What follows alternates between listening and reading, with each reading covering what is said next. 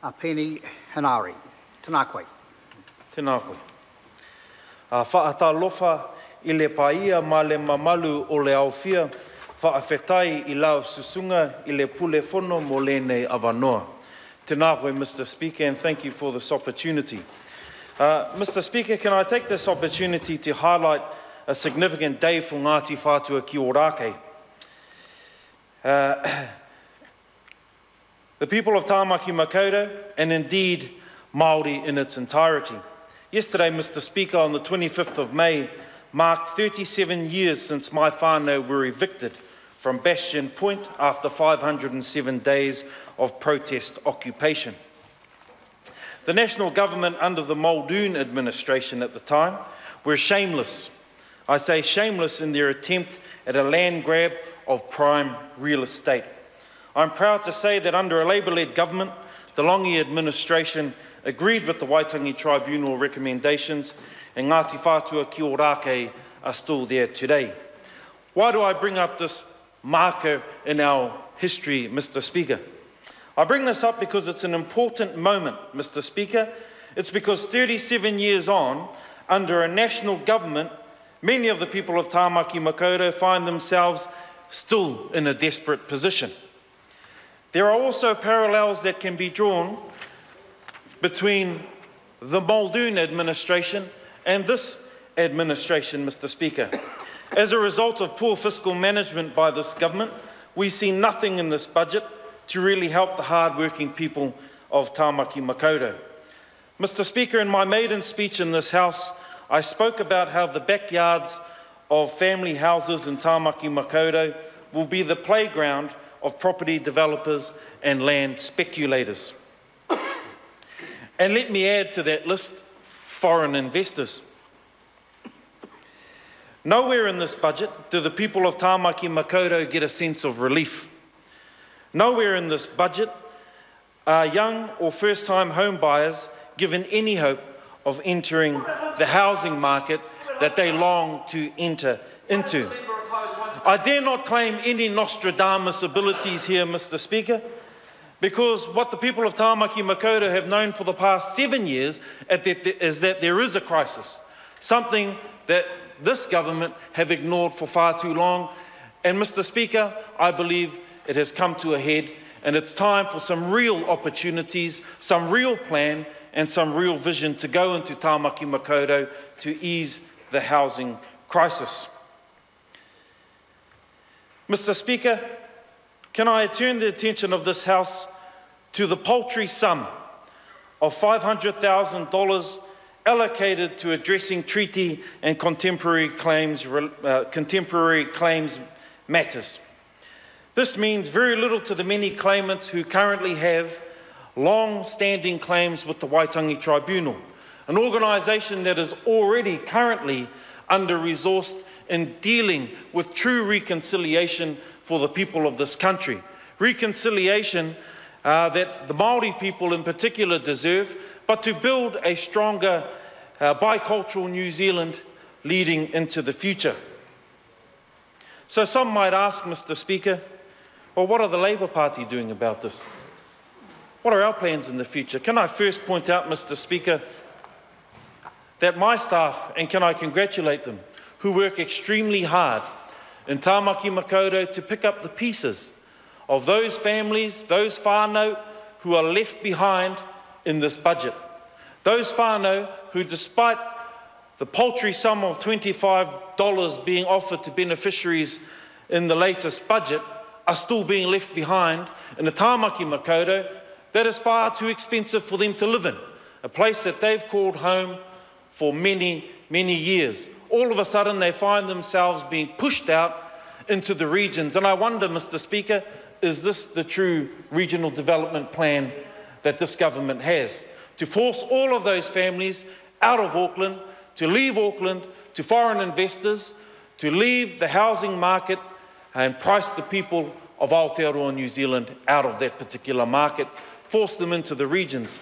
Can I also speak on behalf of Tāmaki Makaurau, Mr. Speaker, and say to this government that shifting Māori television to Rotorua is not a sound regional growth development plan. I stand by the people of Tāmaki Makaurau and insist that Māori television stay in Tāmaki Makaurau. It has been looked after for the past 10 years, and I hope that this tradition of looking after Māori television continues long into the future within the boundaries of Tāmaki Makaurau, Mr. Speaker. A responsible government who holds the Treasury benches wouldn't deliver a deficit to this country time and time again. I've already spoken about the blowout in the debt that matches, in fact, exceeds that of the Muldoon administration. At this point in time, I can't see a plan. And given that this government are very good at talking to themselves, they're very good at talking to themselves, I dare say that the rest of New Zealand can't see a long-term plan for this country. I'm concerned as a young parent. I'm concerned as a parent to know that our families will be forced, I believe, too early back into the workforce. We know what the research says. It says that the first 5 years of a child's life are the most important.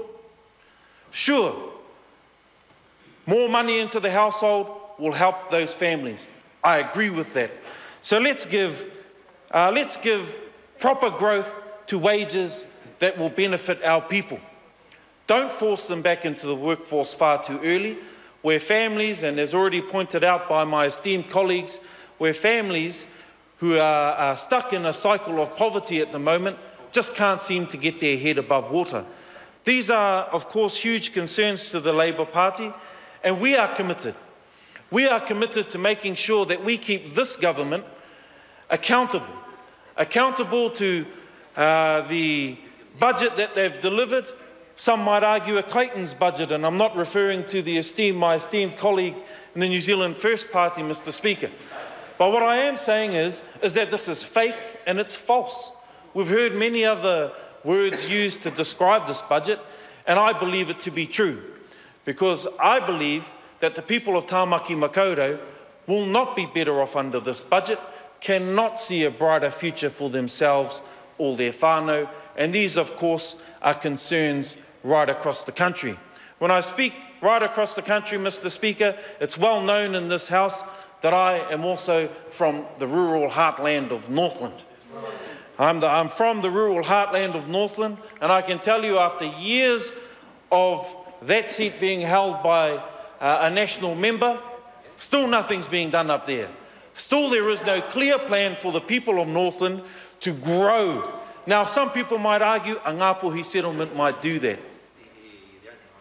But I doubt that. I doubt that because in this government's rush to settle many of the claims, and you'll hear them boasting and beating their chest about how many claims they've settled, what they don't realise is that they leave a wake of destruction behind them. One that doesn't recognise whānau, one that doesn't recognise hapu, and thinks that if you pour enough money into the situation, it'll fix itself. That's not the case, Mr. Speaker. I also have a little chuckle regularly when I consider the recent by-election in Northland and the pledge to build more, make 2-lane bridges, and they're going to fix up 10 single-lane bridges.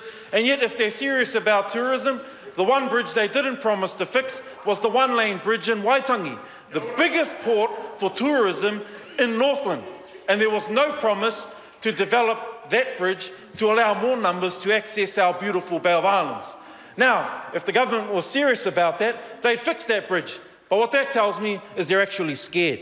What they're scared of is that at every Waitangi Day, they will see an increase of foot traffic protesting at what this government is doing.